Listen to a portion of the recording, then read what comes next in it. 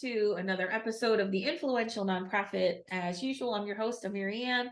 I work with nonprofit leaders to grow their influence so they can ask for and receive anything they want and need without feeling the big three: rejected, ineffective, or pushy. And I'm with Jami Yazdani, and you are the founder and chief consultant of Yazdani Consulting. And we're going to talk about what you do in a second. I'm excited to have you here. And before we get into, let me just say what you do for a second, and then we'll get into the other meat of the content. You help mission-driven organizations lead more impactful projects, teams, and plannings. So yes. You are a professional, help us get our shit together person. Yes, and help you get your people together moving forward in the same direction, I think is really I think that, I can just think of a million examples that just flooded my head of when people were moving in different directions. And yeah, that's tough, right? That can be a tough place to be in. Okay. And you are a certified project management professional with more than 16 years of experience in managing a portfolio of innovative projects and planning initiatives. So we're going to get into project management. And before we start that, my first question, as usual, is tell me something that you're proud of that you don't get to brag about a lot. Wow, that's a good one. So I think something lately that I'm feeling proud of that I definitely am not bragging about a lot is just that my business has been growing and that I've been able to, kind of create connections in the nonprofit world and the mission-driven world. And I'm really proud of that. It's not easy to kind of start things on your own. And so I'm proud of that. I'm proud that I get to help people, lead better projects, lead their teams. And so it's probably not something I talk about a lot because I'm trying to do it. Right. You're in it. Yeah. But that's something I've been proud of. It's been a journey to kind of get here. And so I'm proud to be here. Good, yay. And that I'm glad you said that because it is a journey. and it takes some focus and and just belief in yourself and your value. And even if no matter the circumstance, right? That's one thing that I work with people on is holding your sovereignty no matter the circumstance. And so my value is not based on how much I raise or how much I sell or whatever. It's like I hold my own value. And that's a big skill when you're starting something, Yes. Because what you put into it in the beginning isn't always what you get out, right? At first. Okay. So how did you come to starting the business? Yeah, so I spent about 15 years in academic libraries. So I was a librarian, but I spent most of my career as a library director. And so I was managing a lot of projects, managing a lot of people and teams and budgets. And, higher ed and libraries are kind of this mix of nonprofits and mission driven. It's, kind of an interesting space. But I got burned out. And I kind of felt like I wasn't maybe really fulfilling my complete purpose. And so I left and started my own consulting company. And I was originally doing a lot of training and leadership development because that was really a passion for me and something I had done a fair amount of my own kind of engagement with professional organizations around. But folks kept helping me to ask them manage projects. So I would go in to talk about teams and development. And that was something I was always really good at and had some training in. And so in 2020, I kind of rebranded the business, refocused on project management and planning. And what I found is it's still a lot of leadership development. Sure. Because it really is about getting people, like I said, moving forward in the same direction. And so even though kind of the services I offer have a different name, it's the passion is sort of still there and the same. And so, 2020 was a horrible time to brand anything new. And so it was, it has been a journey since COVID, and nobody wanted to plan anything and nobody was doing a project because we were all just trying to keep things together. But since then, things have grown. And so I do work with nonprofits. I work with associations. I still work with libraries and education and government, kind of that mix of mission driven organizations. And so I do project management, planning, and I still do a fair amount of training as well. Yeah. Awesome. So Yeah. what if you are managing, your own project, what are some of the strategies, or what do you coach people on who are in there kind of doing it themselves? Yeah, so I think particularly in the nonprofit space, one of the things that I often see is that we get really focused on the why. And I think because often we have to spend so much time talking about the why to get money and funding and get sort of buy-in, that then once we're in a position to actually lead the project or the program or develop it, we need to shift into a how mode and mindset. And I think sometimes that shift can be really, really hard. And so I see that with folks that I coach and when I'm doing training and talking to people about how they're managing their own projects, that kind of shifting into the how, when you're so passionate about the why and being able to articulate the how, I think is kind of the biggest challenge people face. And so there are some strategies project management offers to sort of help folks with that. But that's the biggest challenge I tend to see. And so the why seems to me would be about the vision and the mission and all of those things, and Mhm. then the how's like, okay, how are we going to actually do this? Now Yeah. this feels scary, Yes. right? Yes. And often, we know maybe the how in our head, but it's about explaining it to all of the people who already have a lot on their plate, whether it's volunteers or donors or other staff members, in a way that's going to engage them to kind of move us forward. And so, kind of coming up with a reasonable plan that people can actually do and support you, I think is the challenge. And it can feel really overwhelming to try to figure out how to move this forward. And especially because we know that the work we're doing can have such an impact. It feels really even more important to get it right. And I think those are the places where people really kind of struggle sometimes to manage things on their own. Right. And so how do you know when it's time, like, oh, I need somebody else to help me with this project? Yeah, I mean, I think it depends on the organization. I work with people in both capacities. So I do project coaching where people can kind of come to me and I'm just offering advice and they, are doing it on their own, but I also offer, project management services where I can come in and do it for you. And I think it's probably a question of really bandwidth within your organization. So not only sort of your own bandwidth to manage and corral all the cats, right? To get everybody on the same page. But also, whether that's how you want to be using your skill set. So sometimes it's easier for the person who's come up with the idea or is overseeing the project or program to really be the subject matter expert and not have to worry about all of the little pieces and all of the little details and that the I's are dotted and everything. And so I think those are the questions that I would usually ask. How do you want to spend your time on this project? Is it advocating for it? Is it contributing expertise, or is it doing all of the things that are necessary to get a group of people moving together in the same direction? Right. So what are some of those things that are necessary to get a group of people moving in the same direction? Yeah. So one of the big ones for me is, making sure that you do talk about what the project actually is, what the scope of the project is. So defining that very clearly. What is it that you're building? Are you building a program? Are you redesigning a service? Are you offering something in particular? So defining that really clearly so that people understand what they're going to be asked to do.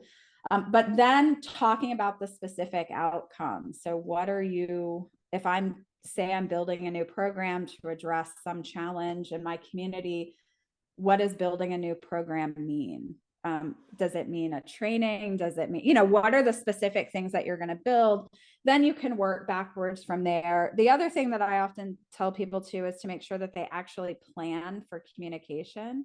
What I see, like a mistake that I see a lot of people make is they put all the project plan together. They spend a lot of time on a detailed schedule and all of these things. And then say, okay, well, how are we going to start engaging our stakeholders or our volunteers? Or how am I going to let my team know what they need to do? Communication planning should be one of the first things that you consider. And you should be communicating all along. So, share a draft timeline of the project tasks and see if this is actually reasonable. Can people actually do what you're asking them to do? And so I think being really intentional about communication is one of the ways, to really kind of get people together. I think that's an overlooked piece of managing people and projects. Yeah, I can see why, just when you said, you should share a draft timeline, and I'm thinking that person's going, oh no, because what if how I'm gonna get some feedback? I'd rather just, you know what I mean? Like, we're going doing it. Don't ask any questions. Like, oh, now I'm gonna get some Yeah. feedback, and now how I'm gonna manage that. So we want to, it's always better to over communicate than under communicate. Like, there are so few situations where you can actually over communicate something. I just don't even think that's a thing. But Right. I do feel like sometimes, yeah, I see where people hold it close because they don't understand how to navigate the feedback. They don't, right? Or Mm-hmm. they're afraid that person's going to derail the plan or something. So they just keep it close. But eventually that will come out, right? It's going to, sooner or later, it's coming out. Yes. Yeah, absolutely. I always say that the people that you don't want to include in the project at the beginning because you think they're going to delay or be difficult, they will appear. They will pop up at some point. They'll either be really unhappy with what you've created and sort of bash it or, not implement it well, or they'll just get in the way. You'll realize that you actually do need them to do this, one crucial thing, and they're just not on board, and it'll be at a point in the project where you can't really turn around or make too many changes. And so I do think, yeah, you can't really over communicate. I understand that fear of rejection, and I think that's the thing that I often tell people. Your role as a project manager is not to write the best plan, it is to get to the best outcomes. And so you want to they're not rejecting you, they're helping you make your plan better so that it actually works. Right. That's what we're getting at. And so I do think you have to take your ego out of it a little bit. And also, I will say that all of the effort that you put into planning, often other people just aren't going to recognize it, but they will recognize the good outcomes. They will recognize that you're facilitating collaboration and feedback. Those things they'll recognize, but they're not going to recognize all the effort you put into the plan. So just don't expect it. It's like if you've ever done an event, and people are like having an amazing time, and that's all you want. They don't need to know, right? Yes. All of the stuff that you went through to get that there. They're just having an amazing time, and that's sort of like that's the reward, right? Yes. Like that's one of the things I talk about is the medicine and the cure. And so we tend to focus on the medicine. We focus on the how we do things, but most people don't like, and I'm speaking from a marketing donor perspective here. They don't really care how, they care what difference are you making? What is the outcome? So it's like, what is that cure? And they will swallow any medicine if the cure is strong enough. And so what I'm hearing you saying is like really getting on people with that outcome. Here's what we want. And if we keep our eyes on what we want, then those bumps in the road that, like I said, they'll swallow any medicine. They just want the outcome. And yes, and all of that, the people see the tip of the iceberg. They don't, right? They don't see underneath. They don't need to. And like focusing on that outcome, that's the true thing. And also, like, what is that phrase? No battle plan ever survived, war, and no plan ever survives, or no battle plan ever survived contact with the enemy, right? I can't, somebody's going to tell me who said that. And then there's no, so no plan is ever really going to stay intact. Like, that's not the point of it. Right. Yeah. And I think I see a lot of people who are new to managing a project get really kind of caught up in that, about really wanting to have a great plan to share and following the plan exactly. And if it works out, awesome, but it's Yeah. unlikely. And also we tend to be working in kind of either crunch situations where you're trying to get a lot done at one time and things are very dynamic, or it's like a long project. People change, priorities change. You might get more money or less money. And so you do have to keep adapting, but you want to keep your eye on that prize at the end. What is it Yeah. that you're actually What are we creating? creating? Right. That's what matters. And so, yeah, that's where I try to get people to focus. And I think project management has some, strategies for doing that. Yeah. I'd love to share for you to share like a story or an example of, a project and how you led people through it. Yeah, so I've been working on a project actually for over a year. It's a good example of it was something we thought we would have done much earlier, but has kind of expanded and kept going. But it's an organizational development HR type project where we're implementing some like career and pay transparency in an organization. And so obviously people have a lot of feelings about a lot of that, and there's a lot of kind of culture change involved. But I was brought in after the project had already started to do the project management because it was becoming unwieldy and sort of overwhelming. And so one of the things that I found is that as we got through the project, sometimes even myself would lose sight of what those outcomes were because you get so focused on the details and the timeline and what we're doing. And several times I had to remind myself, wait, what did I just tell people in that training that I did? I told them to think about the outcomes and really kind of come back to that.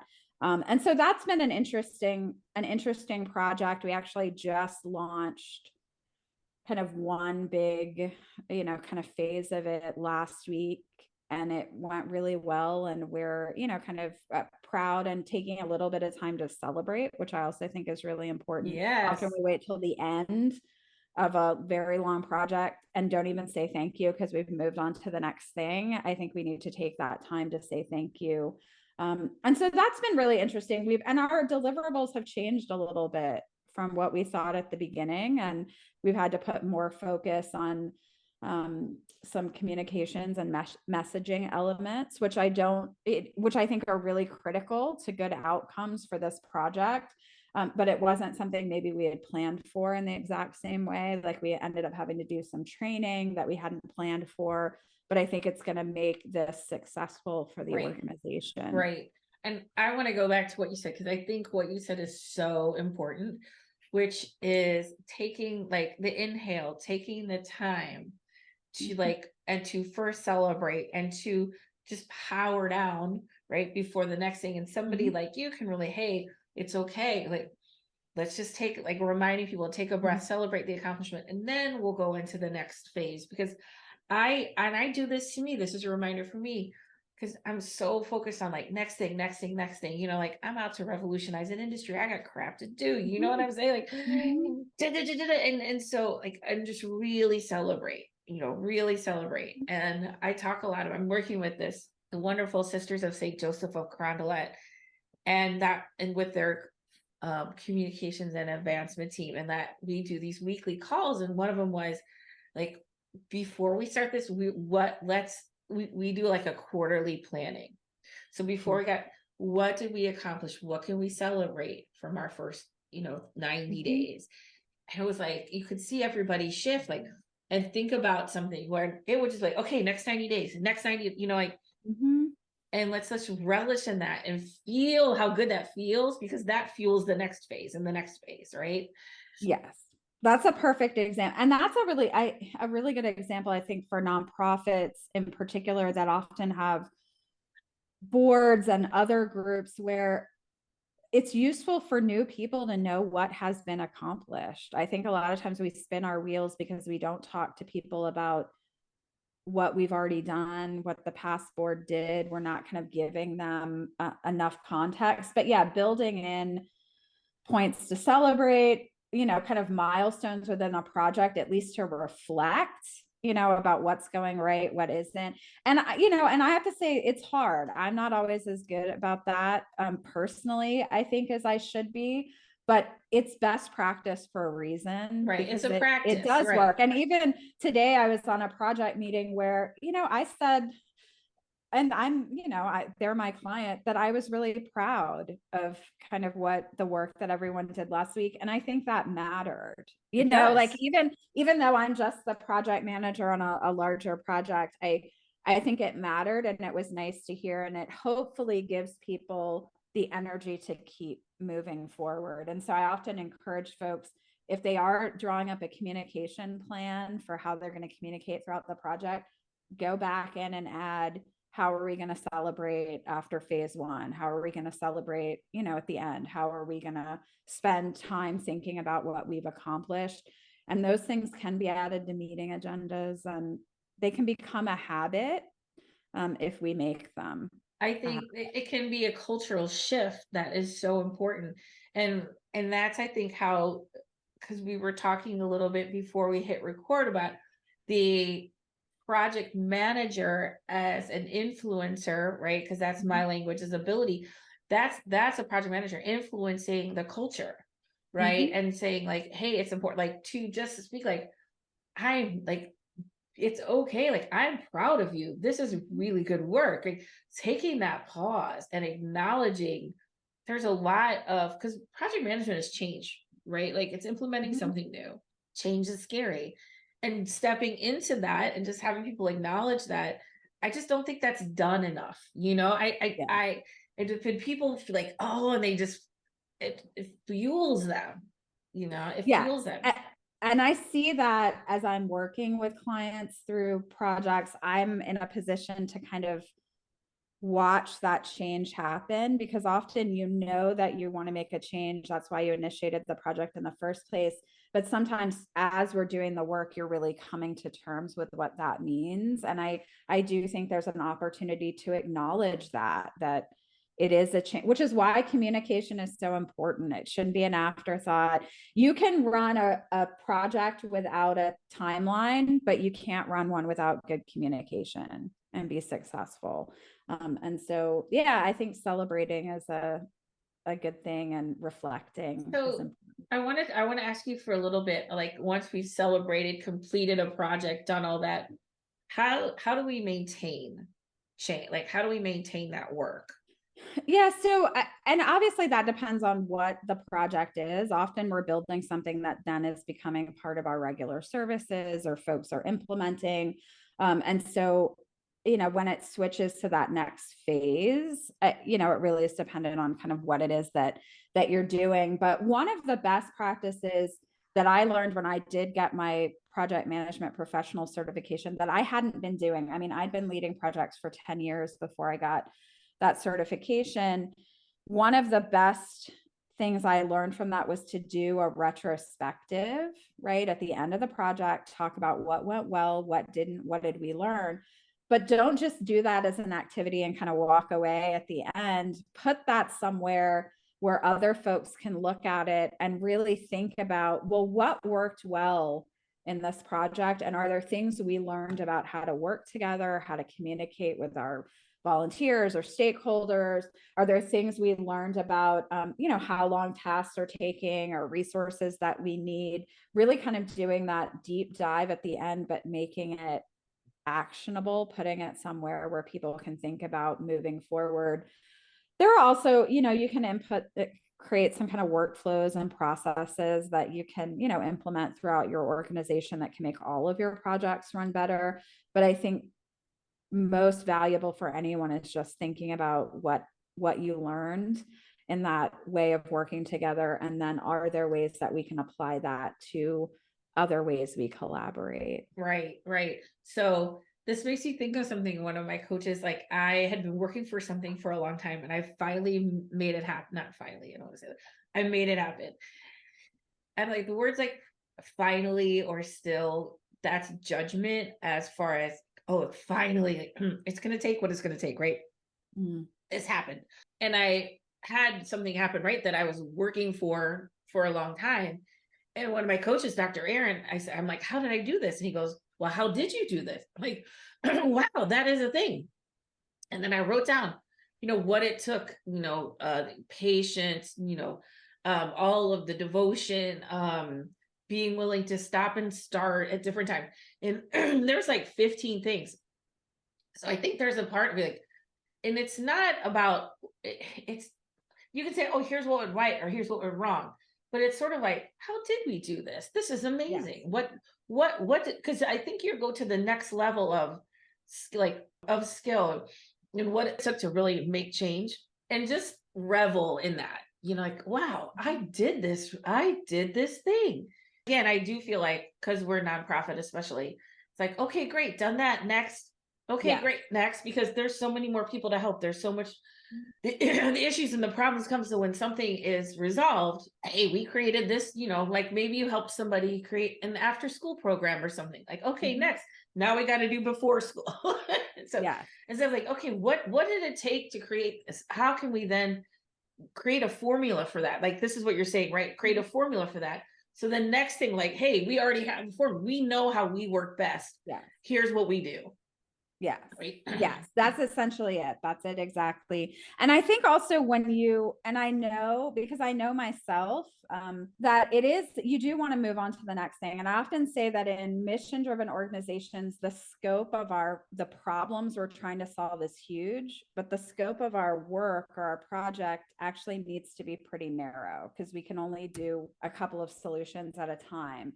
And so I think, if we can create a culture where we do think about how we did something, what worked really well, the things that maybe we could have done better. When you create that culture, it really helps your staff grow.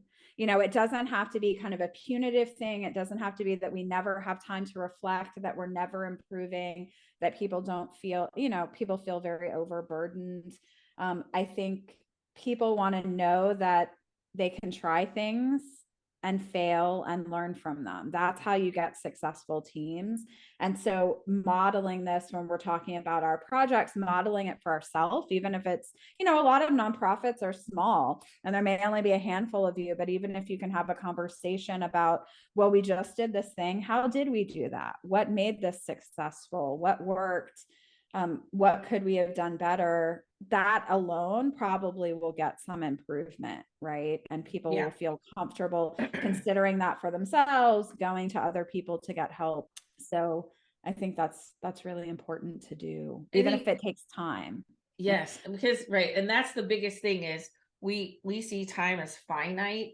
But really, I have a lot of thoughts on this, but I'm not. But time is not as finite as we think, and when it takes time, those things they don't take time, right? That's I think that's a really important like tick of language.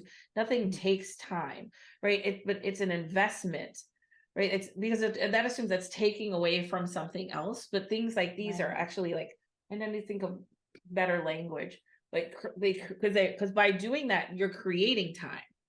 Yeah. Right. Because the next time you do that, it's going to take less time. Right. And that's one of the things is even when I work with people, on the coaching and the performance coaching and things that I do, like, oh, that takes a lot of time. Like, yes. And it's not really taking anything. It's giving you skills so everything else you do is easier. Right. You navigate conflict more easily. You have less cleanup conversations. You're more productive, right? Like all of those things. So I think that's one thing to just keep in the, like it requires an investment of time for reflection in a sense, but that is an investment that will pay off, down the road. Right.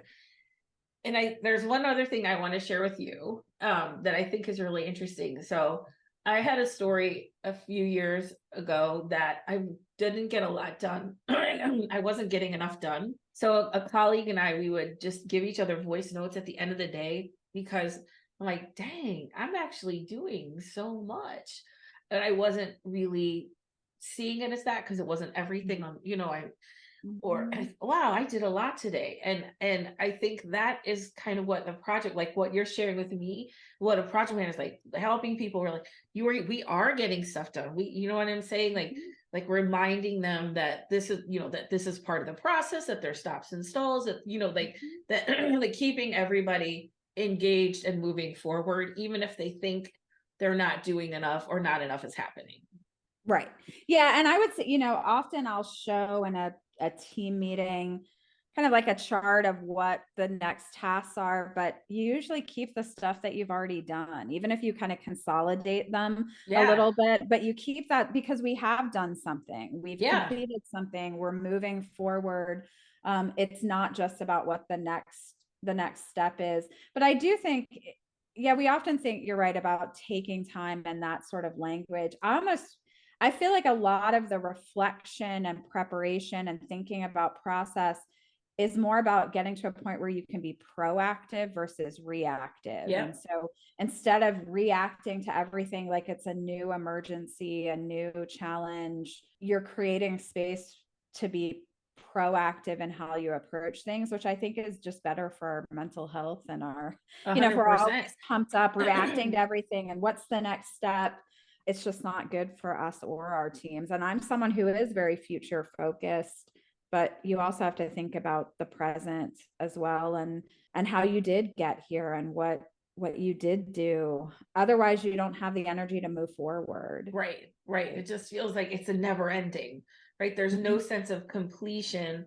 Oh, that's awesome. And then we do the inhale, and then you go to the next, the celebration, the inhale, build the energy up. I think for me, that's one of the biggest, I think, issues and burnout contributors to nonprofit. I'm going to speak a little bit about like the fundraising is get the money, get the money, get the money, get the money, constant, constant, constant. And then there's no, okay, there's no cycle, right? Okay, here's Yeah. where we're going to be really productive. And then here's where we're going to power down. And here's we're going to be really, and it's just all it. And what I know for sure is that hustle is not sustainable, right? Grace and ease and flow is sustainable. And Mhm. that's what a project manager, that's what I see you doing, creating, like, I call it grace and ease and flow. You probably have different language, like creating that flow, that ease that makes things sustainable.